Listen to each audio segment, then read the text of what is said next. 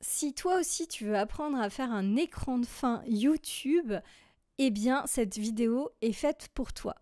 Donc qu'est-ce qu'un écran de fin? Tout simplement c'est l'écran où tu vas avoir tes vidéos qui sont mises en avant, donc la dernière, une vidéo recommandée, le bouton abonne-toi, etc. C'est ce qu'il faut faire quand on a une chaîne YouTube et qu'on veut présenter à son audience les dernières vidéos mises en ligne, ainsi que le petit bouton abonne-toi. Ça te permet en fait tout simplement d'avoir des personnes qui restent plus longtemps sur ta chaîne, donc c'est essentiel d'en avoir un. Alors tu peux en avoir plusieurs, moi je m'amuse souvent à en faire des nouvelles pour chaque vidéo, mais ça c'est parce que je suis un peu folle. Mais si toi t'as pas besoin ou envie de faire ça, eh bien je t'invite à suivre ce tuto, tu verras, c'est très simple. Grâce aux IA, tu vas avoir quelque chose d'ultra personnalisé et il te faudra pas plus que des IA et Canva. Tu peux faire ça de manière gratuite, t'as pas besoin de payer quoi que ce soit. C'est vraiment très très abordable. Amuse-toi. Donc si tu veux créer un écran de fin, tu peux aller déjà sur Pixabay ou d'autres sites qui te proposent des écrans de fin déjà tout faits, mais c'est pas le sujet de la vidéo. Nous, on aimerait avoir son écran de fin totalement personnalisé. D'autant plus que le problème de ces écrans de fin, c'est que tu peux pas les modifier, c'est-à-dire que tu vas garder le texte en français, tu vas garder la mise en page, etc. C'est pas ce qui t'intéresse, on est d'accord. Après, ça peut toujours être intéressant d'avoir un écran de fin de ce style. Moi, je l'ai souvent fait. C'est sympa, ça donne un petit côté visuel. Et après, tu mets les petites vignettes dessus. Mais bon, bref, c'est pas ce qu'on veut faire aujourd'hui. Aujourd'hui, on veut vraiment créer l'écran de fin personnalisé, un peu designé à son image. Donc, premièrement, moi, je vais passer par plusieurs intelligences artificielles pour avoir quelque chose de très spécifique. Donc, ce qu'on va faire, c'est qu'on va créer une image statique déjà pour faire son écran de fin. Donc moi je vais sur flupro.art, je t'en ai déjà parlé, c'est pour moi actuellement la meilleure IA et en plus c'est gratuit sur ce site. Tu pourras pas en faire beaucoup, hein, il y a 20 crédits par jour mais ça se réinitialise toutes les 6 heures. Alors moi je mets un tout petit prompt mais tu peux t'amuser à faire un prompt beaucoup plus spécifique, à savoir qu'il faut imaginer comme ça comme un écran, comme un fond d'écran si tu veux. Tu peux être figuratif mais je te déconseille malgré tout parce que ça sera mieux, ça s'intégrera mieux. Il faudra vraiment que l'œil soit dirigé vers tes autres vidéos et non sur ton fond. Donc voilà, il faut que tu fasses un vrai fond d'écran. Si jamais tu as besoin d'avoir des conseils sur comment on fait des prompts, donc le prompt c'est cette petite phrase que tu dictes à l'intelligence artificielle pour qu'elle te fasse l'image, tu peux télécharger mon guide gratuit que je te mets en description qui t'explique de A à Z comment on fait de très bons prompts parce que ça ne se fait pas, c'est pas juste des petites phrases, il faut connaître certaines choses. Et puis ensuite je t'explique aussi comment tu peux avoir des effets spécifiques, donc par exemple des éclaboussures d'encre. Ça pour un fond d'écran c'est parfait par exemple, ou de la gouache, de l'aquarelle aussi. L'aquarelle c'est très doux, c'est très sympa, c'est très féminin. Du glitch art également, ça va très bien ça dans les fonds d'écran. Voilà, tu auras vraiment tout plein de styles. Et puis comme c'est une IA qui a été créée en anglais, il vaut mieux écrire en anglais, donc tu as déjà les styles déjà préécrits. Donc c'est en description, c'est gratuit, n'hésite pas. Donc une fois que ça me plaît, je vais bien prendre le ratio 16/9 et je vais générer. Voilà, donc là comme tu peux le voir, c'est plutôt sympa ce qu'il m'a fait, voilà, c'est des particules, c'est exactement ce que j'avais demandé. Et ce qu'on va faire, c'est qu'on va animer cette image parce que l'image en soi, elle n'est pas terrible, parce que l'image en soi c'est bien, mais on a envie que ce soit un peu animé puisque c'est une vidéo. Donc moi je vais prendre celle qui a le plus de variations colorées. Donc je vais faire clic droit, enregistrer l'image sous. Ensuite, une fois que c'est enregistré, je vais me rendre sur klingai.com. Je te le mets aussi en description. Je fais un article complet avec tous les liens. C'est plus simple, je trouve. Et là, en fait, Kling, c'est pour ça que je t'en parle aujourd'hui. C'est très bien, ça tombe parfaitement. Vient de sortir son 1.5. Kling, c'est une intelligence artificielle qui permet de faire des vidéos très qualitative. Bien sûr, il faut que tu restes sur le 1.0 parce que le 1.5, le problème, c'est que c'est nouveau, donc c'est payant. Tu prends le standard mode, jamais le professionnel parce que là aussi, il faudra que tu sois premium, etc. Tu peux même ajouter, faire en 10 secondes plutôt. Et après, tu peux faire aussi des négatifs prompts. il y a vraiment pas mal d'options. C'est une IA chinoise qui fait un peu la guerre aux IA américaines parce que en fait, ils veulent gagner la guerre des technologies comme d'habitude, ce qui est très avantageux pour nous parce que nous avons la chance d'avoir des personnes qui veulent qu'on utilise leurs outils. Donc pour ça, ils nous permettent d'avoir des crédits gratuits, d'essayer gratuitement leurs produits et en plus de ça, ils améliorent leurs intelligences artificielles de plus en plus pour dépasser la concurrence. Donc nous, en tant que consommateurs, on est vraiment gagnants sur cette guerre d'IA en fait. Alors, cette IA est également très rapide à générer. Alors, ça paraît peut-être pas rapide, mais quand on compare ça à la génération d'images, il faut savoir que une vidéo, c'est 24 images par seconde. C'est quand même impressionnant quand on voit le compteur. Attention, cela dit, parce que en fait, à la fin, ils font on va dire, ils remettent en forme la vidéo. Donc, en fait, ça, c'est pas vraiment le compteur final. Il y a encore du temps d'attente derrière. Donc c'est pour ça que moi je te conseille pendant ce temps de faire tout simplement la musique de fin. Donc pour ça, moi je fais ça sur Udio qui permet très simplement de faire une musique de fin. Donc là tu mets ton prompt. Donc c'est un style que tu définis. Moi je m'amuse à mélanger des styles, mais tu peux tout à fait prendre des styles qui vont bien ensemble. Il y a des suggestions ici et même là tu peux demander à ce qu'il y ait un prompt automatique. Là tu vois, hop. Ton prompt peut être aussi descriptif. T'es pas obligé de mettre que des styles, mais tu vois, tu peux décrire quelque chose. Ensuite, moi je te conseille de prendre le Udio 32 pour 32 secondes parce que l'écran de fin, c'est 20 secondes. T'as pas besoin de faire en 2 minutes 10 de musique. Mais si tu as envie de faire une musique pour ta vidéo aussi, ça c'est tout à fait possible. Tu peux tout à fait faire ici. Et ensuite, tu sélectionnes instrumental. Donc on va voir moi ce qui m'a téléchargé, ce qui m'a fait.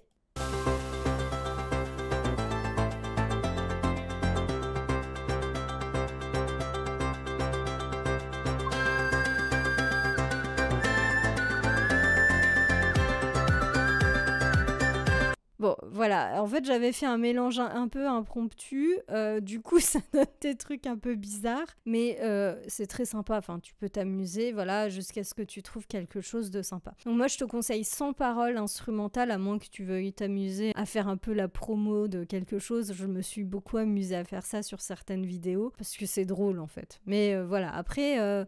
moi, je te conseille quand même de faire que de l'instrumental parce que les gens vont pas se focaliser sur le son, ils vont se focaliser sur l'abonnement de ta chaîne YouTube et voir les autres vidéos qui pourraient leur correspondre. Donc ça, c'est très important de pas trop mettre en avant d'autres choses que ça. C'est pour ça que je t'ai dit de faire un background qui est en train de charger ici. Si par exemple une musique te plaît mais juste une partie de la musique, tu peux tout à fait l'étendre. Donc tu vas sur soit ici, soit sur les 3 petits points, soit même remix.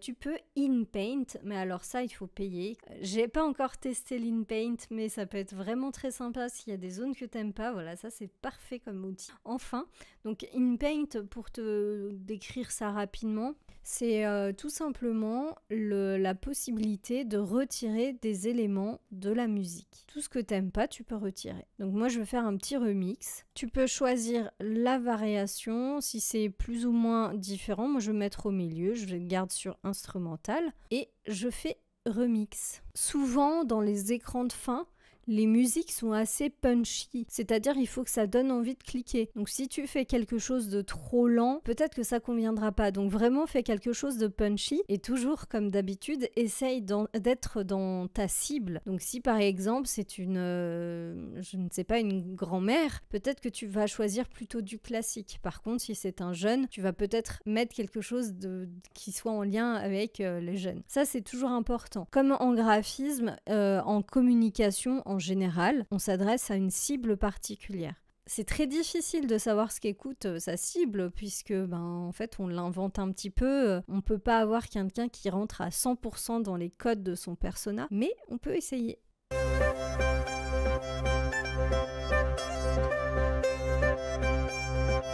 Bref, c'est très sympa, moi ça m'éclate ces intelligences artificielles. Alors fais attention, c'est limité, donc essaye de faire quelque chose d'assez bien dirigé dès le début pour pas avoir à faire 10 000 prompts, pour pas utiliser tous tes tokens, ça s'appelle, donc tout ce qui est on va dire, monnaie de l'intelligence artificielle. Dès que tu as une musique qui te plaît, eh bien tu vas pouvoir la télécharger. Donc tu cliques sur les 3 petits points et là tu fais download. Tu choisis bien le MP3 et non la vidéo, parce que ça ne te sert à rien d'avoir la vidéo et tu la télécharges. Et là, tu vois, comme tu peux le voir sur Kling, ta vidéo, ils mettent bien ta création est en train d'être de finaliser.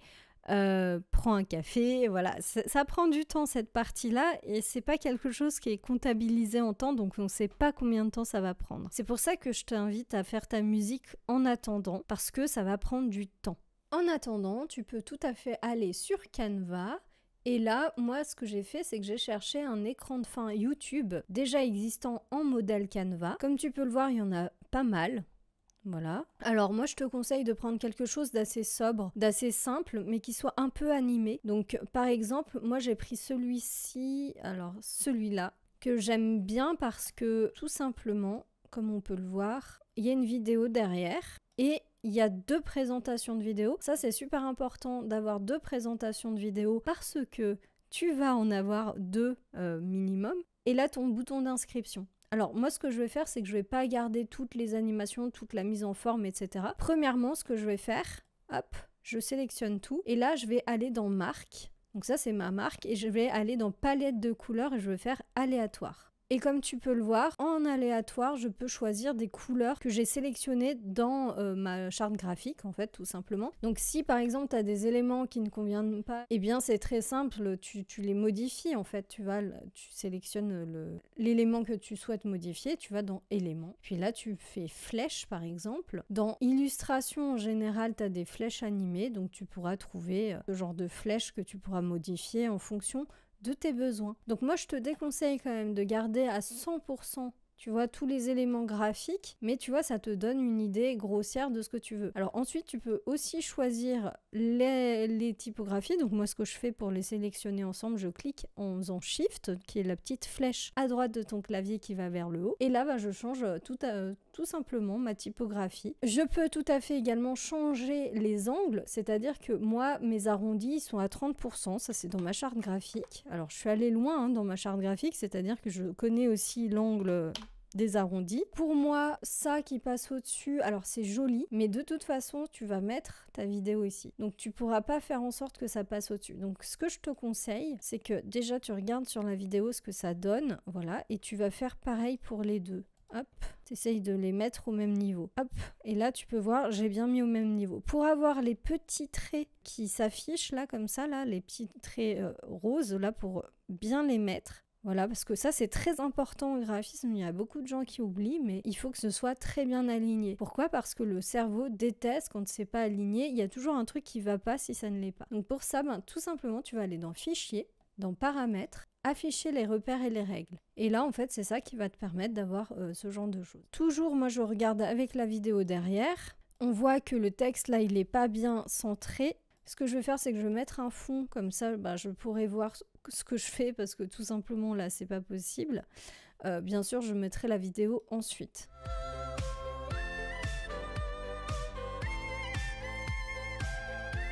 Donc, en attendant d'avoir la vidéo, alors, bien sûr, la couleur de la vidéo va changer la couleur que tu vas utiliser.